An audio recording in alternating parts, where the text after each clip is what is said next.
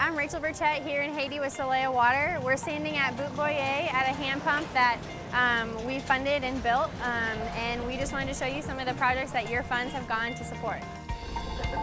First we went to a place called Coteen, and it's a very, very remote village far off on a dirt road off the main road. There they get their water from a stream. It comes from a spring that's a few kilometers away from their town, but it flows all the way down a river to their community where they get very milky, greenish, grayish looking water, and they used to have no other option but to drink that.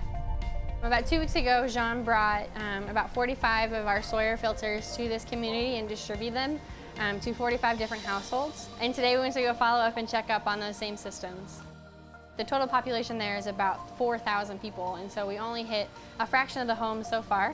So we went to visit 7 or 8 of those homes there and talk to the women or the men, whoever was home, to see how it was going, how it was working with their system, how things were going with them, and see if they're feeling better, if the water has improved their quality of life yet. In Coteen, they've only had the filters for about 2 weeks, and so it was a very quick follow-up, but we wanted to make sure that everything was working well and that everyone was using the filters properly. After there, we went to Despinos, which is another community that Jean had already brought filters to. It's a much smaller community, and we distributed about half as many filters in Despinos than we did in Coteen.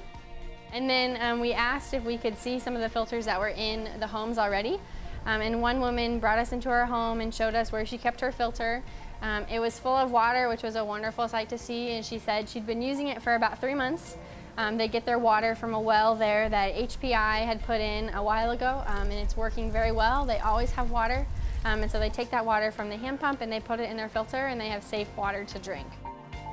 She said it has made a huge difference in her health because before she used to get diarrhea. There were people who had cholera in the same community, and now that they've been drinking clean water for about 3 months, they feel so much better. After we went to Despinos, we went to Boot Boyer, and in Boot Boyer, a politician had come in early last year, so about a year ago, and dug a well. He drilled a well for the community, but didn't finish it by the time he had left. So Jean and his team worked together to put a hand pump on this well, and so the community could have access to the clean water that was just underneath their feet. And so this well is used all day long, about 24/7. We tested the water in the well to make sure that it's not contaminated with E. coli or total coliform bacteria, to make sure that the water isn't what's making people sick. And if it was contaminated, we would need to provide water filters for the same community.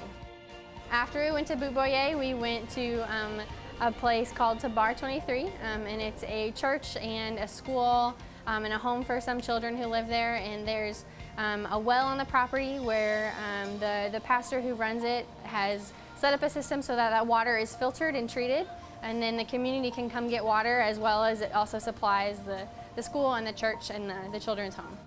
Currently there are 2 wells on this property. There's an old hand-dug well that's only 40 feet deep that they're no longer using, and then there's a drilled well that's been there for a few years, but it's only 60 feet deep.